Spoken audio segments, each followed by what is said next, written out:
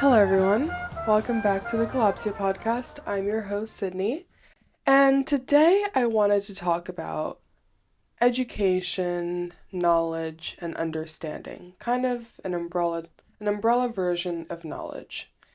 Now, I was hesitant this week because I've been feeling kind of low energy, and I think a major part of it is because of the political climate going on right now. And I actually approached my mom and told her that I wanted to discuss the topic of ignorance. And she told me to beware. Long story short, she was like, Sydney, do not do that.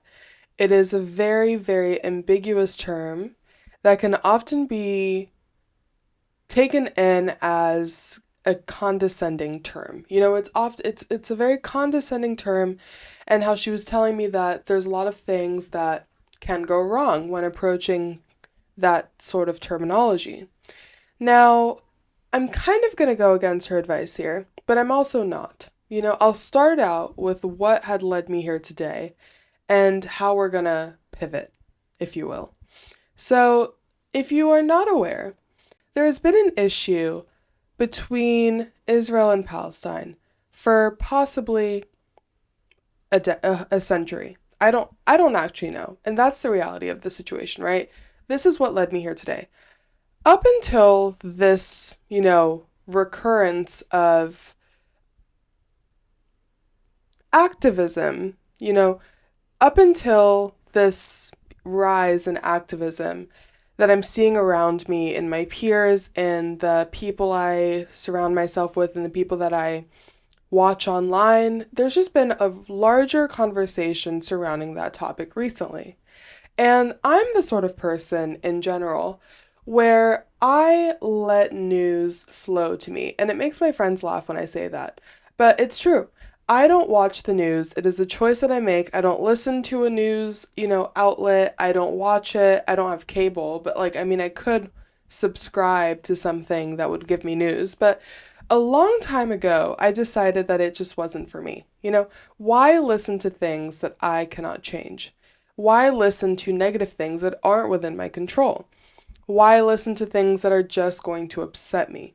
I was kind of in that sense of ignorance is bliss. But as of late, I've kind of realized that there's a deeper issue with what my behavior has been thus far. There's an issue with turning the blind eye consistently, but I also do stand with, what I've done so far. That was contradictory, but that's kind of how I'm feeling about it. You see, I don't revel and don't find peace in knowing all of the happenings all around the world at a given moment. And I feel like that's a major, cause of feelings of loneliness, sadness, and depression, at least in my experience, if you are almost too aware of everything happening to everyone, everywhere, all at once. No pun intended. And I decided a while back, I was like, I'm just not going to watch the news. Not to say that I ever did. The last time I really sat down and watched was possibly in 2019 when my mom would have it on TV constantly. And sometimes I'd pop a squat and I just listen in a little bit, and I was like, this is just the same thing over and over and over again. And that's kind of the trend that I've realized with kind of American news outlets, right? Is that it's very biased, evidently, and it's also very, they're communicating the same idea and just recycling it through different voices. At least that is my prerogative. That is the way that I perceive American news outlets. And keep in mind, I haven't watched the news properly in maybe 3, 4 years. So I'm not the best,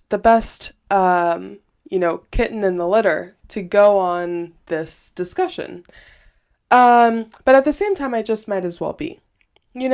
I decided that I no longer wanted to participate in consuming very negative, information. Of course, the information always finds its way to me, what I need to know.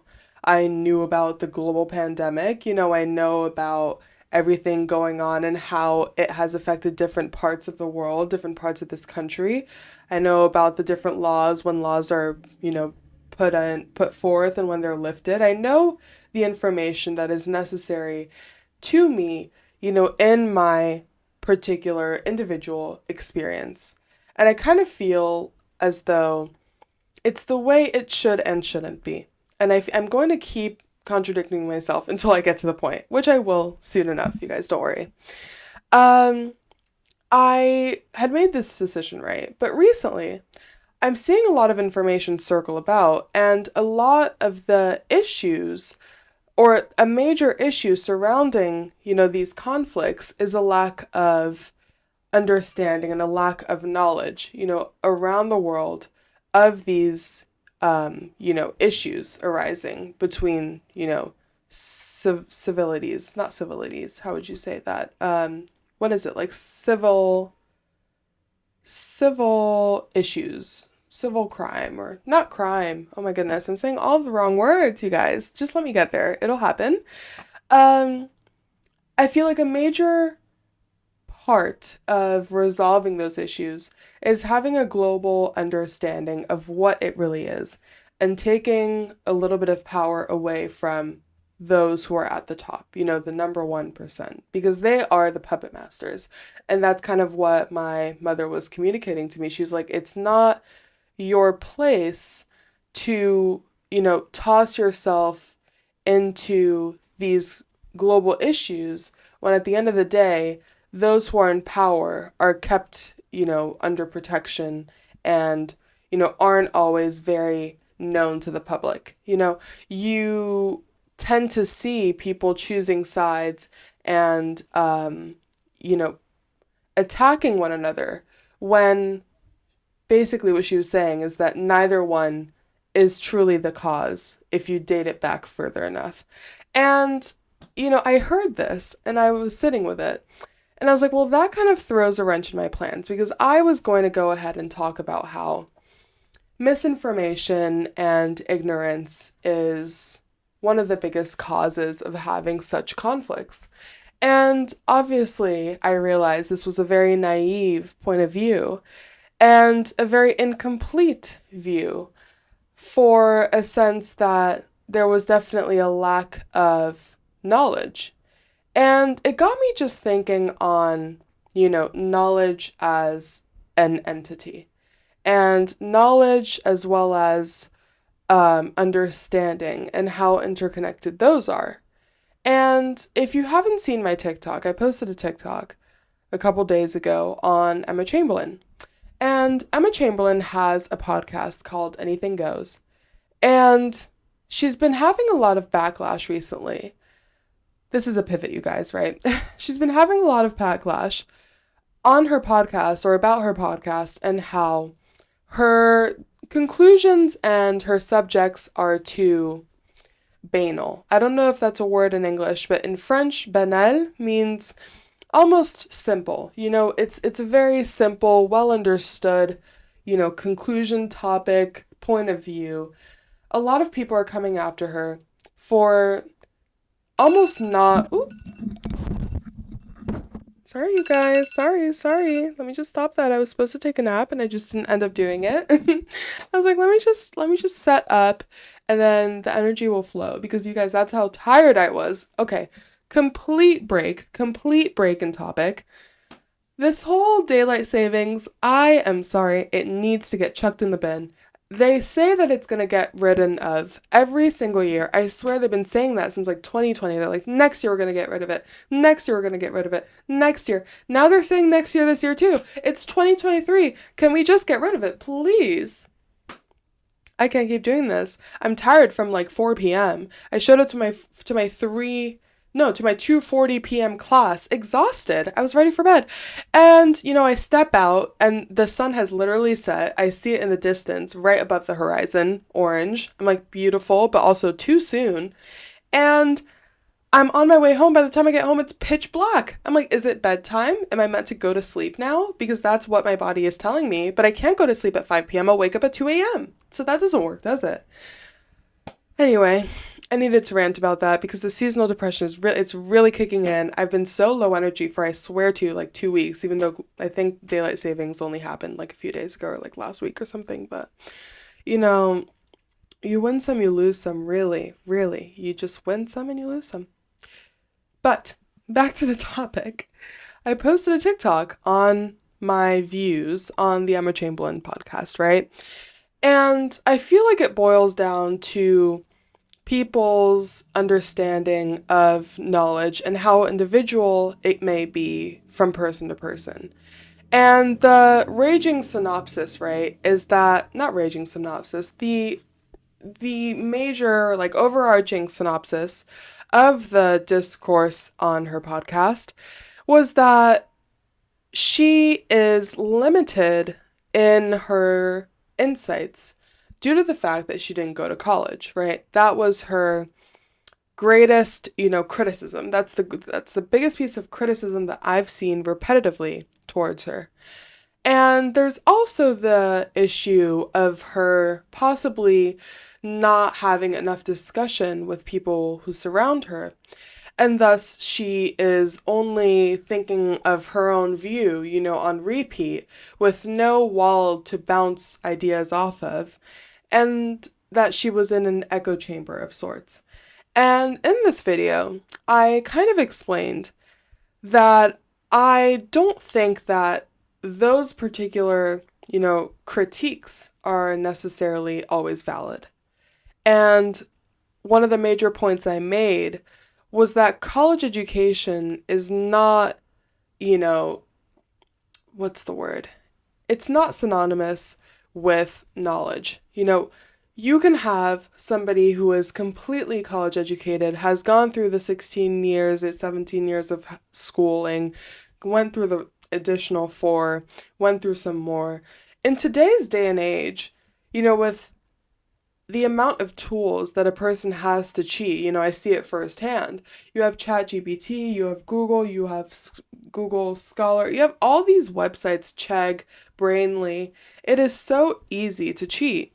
And I feel like when you are in that constant hamster wheel of education, you almost lose any sort of interest in it. And I've spoken about this in the past on the podcast because, I felt like a new revival of my thirst for knowledge, as of late, specifically after I had to take a semester off due to personal reasons and I wasn't able to go back to school, and it wasn't clear when I would be able to go back to school. I am in school now, just in case you're worried. I am in school. But it had me thinking during that time because that's around the time when I started this podcast. I think it was about a year ago, or maybe no, I think it possibly 2 years ago now. 2 years ago, because it was winter time, but possibly 2022 winter. You know what I mean? So, like, coming up on 2 years. And I was kind of at a loss when it came to my personal, understanding of this world and my my drive in a career sense, in a personal sense. All of those came up in a question mark. I was like, okay, where do I go from here? And what you'll realize if this does happen to you, at least this happened to me, is that you'll try to find those types of pathways in another way. If you can't have it in that traditional college setting, there are other ways to gain knowledge and other ways to gain perspective in this world. Some of these resources will include books or podcasts or just discussions with people in different positions within the world. I'm so sorry. My phone just keeps going off today. Where's Do Not Disturb? She's always on Do Not Disturb and I get slammed for it. So I've took it off Do Not Disturb, but now look at me. But back to Emma. Basically, you find other ways to get that knowledge and you find other ways to reach those conclusions, albeit through college or, through your personal, individual attempts to gain knowledge. And that was one of my points when it came to the slander, if you will. Another point I made is that this type of podcasting setup and the types of topics that she discusses can often become very repetitive. So I feel like that is might be one of the reasons why people feel as though her, topics or conclusions are simple or banal or whatever. When the reality is that only so much can be said. And I think the question is rather to Emma, do you think that this is a good place to stop? I feel like that's the better question here. I don't think it's so much as that she's, emotionally delayed or repressed or intellectually, held back because she chose not to go to college. Keyword on the choose. She obviously could with her status and her, financial well-being. I assume she is a business owner at the end of the day.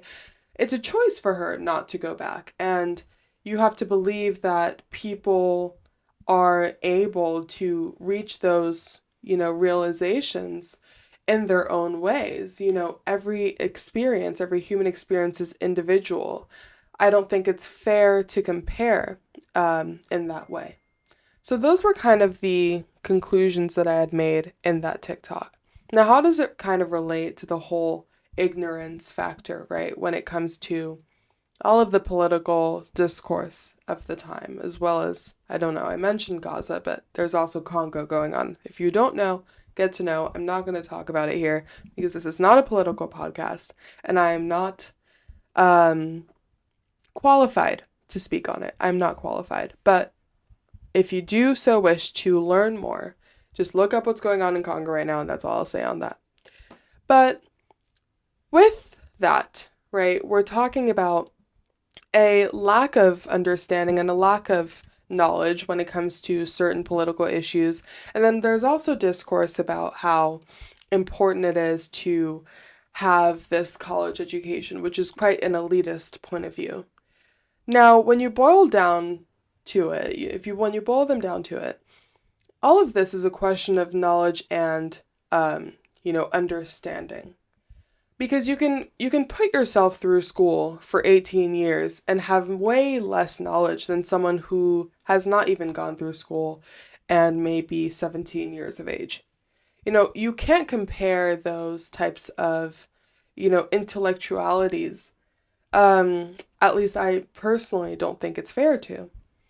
Now, when I was speaking to my mother about the whole ignorance topic for the podcast, she implored me to kind of think more about what knowledge really is when it boils down to it, and how interconnected and interdependent it is with the idea of understanding.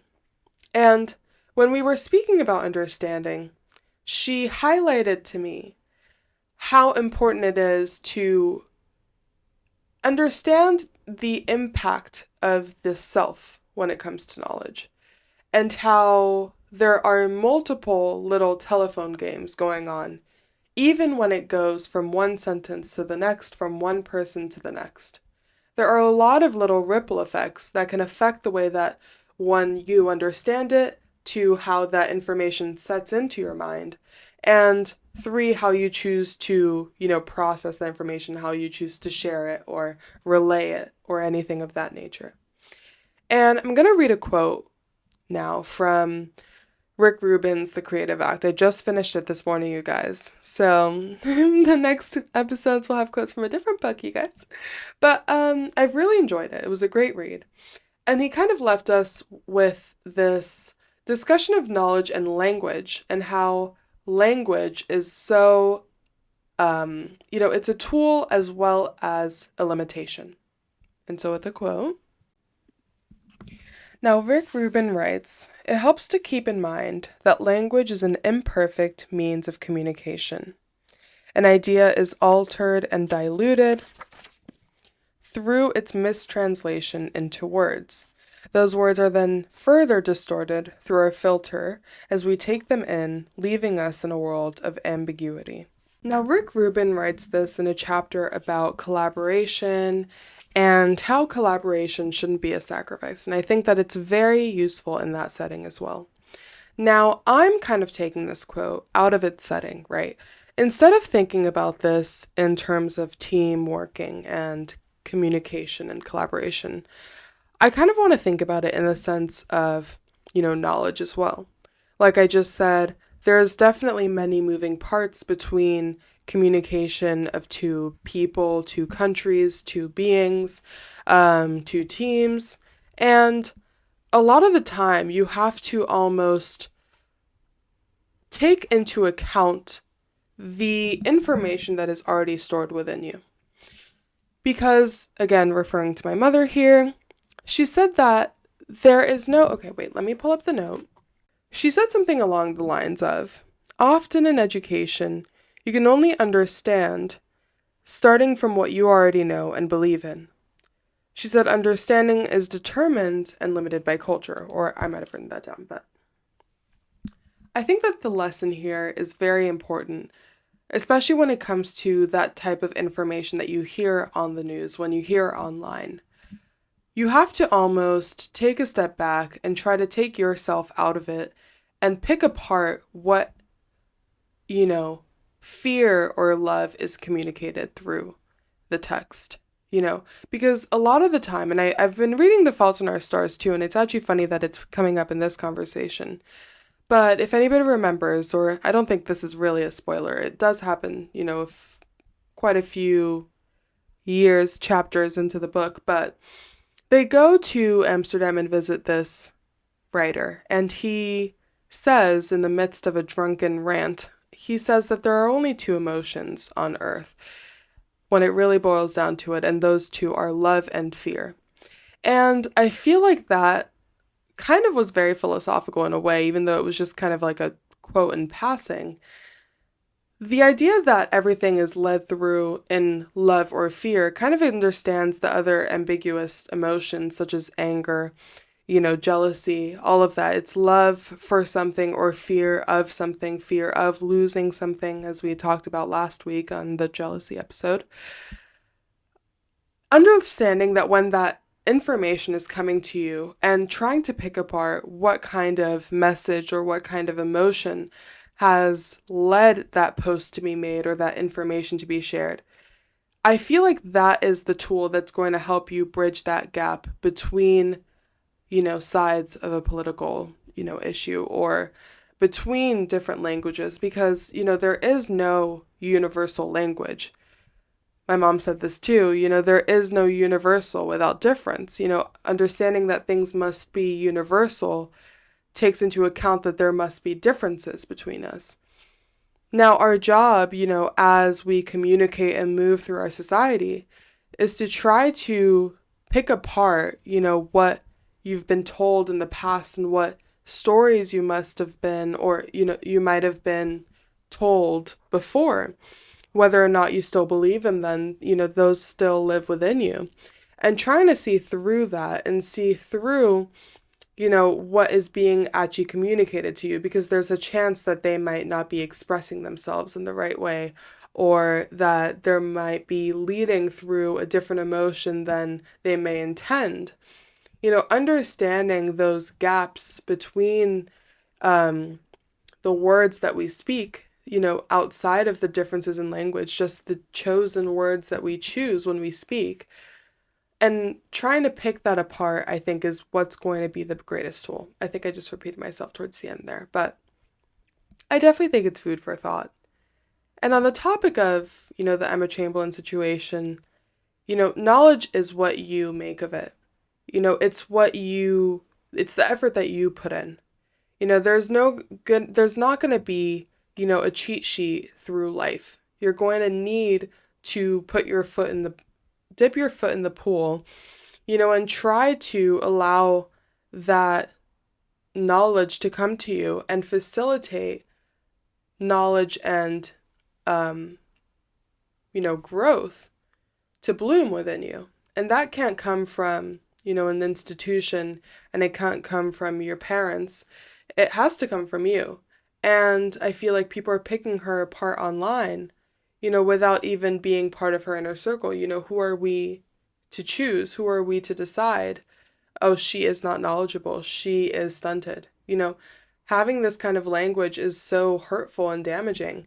And it almost kind of divides, our society within us. Somebody commented on my TikTok saying, it made me feel really bad about myself seeing all these people come after Emma for not having gone to college and that's why she's dumb, basically, is what they're saying. It creates even further gaps in our society that, need not be. So, just food for thought. And if I was confusing during this video, I do apologize. I think it's a very ambiguous topic to begin with, and one I'll probably revisit later, but I definitely still think that this little confusing phase is still valuable because I feel like we're all confused, aren't we? I feel like we're all confused and we all just want to learn and love each other. And unfortunately, it's not always possible. But we can all do our part and try. And yeah, that's basically all I have for you guys today. I hope you enjoyed this episode. And if it made you think of something that you think, I need to brush up on my knowledge about, or if you have a book to recommend me, so that I may learn more, I welcome criticism. And, a lot of people don't. And I feel like that's why there is such, hatred and bumping heads constantly. I had someone swipe up on my story about a post that I'd made about the conflict in Gaza. And she was like, how can you post this? You don't even, it's just one post that you're posting and you're just swiping and you're just continuing. And I responded, I was like, listen, if you want to tell me something I don't know, I'm here to listen and learn something I didn't know before. And I tried to respond and she blocked me. And I was like, okay, you can't come here and attack and then block. That's not a conversation. That's, whatever the opposite of conversation is. Talking at a wall. Anyway, that veered off into a different point. But I hope you guys enjoyed this week's episode, and I enjoyed filming it. I think that you guys should maybe subscribe to the channel at Sydney Jotita and at Kalopsia Pod on Instagram, TikTok, and to listen to the podcast, Kalopsia Podcast with Sydney. Stumbled upon my words there. Kalopsia Podcast with Sydney. It's on Spotify, it's on Apple Podcasts, so if you want to check it out and leave a review. But yes, again, if you have something that you think that I should know, anything to broaden my knowledge, expand my knowledge, feel free. You guys, I welcome criticism, constructive criticism. Please. Okay. That's it for today. Thank you for listening, and I'll see you next Friday. Bye.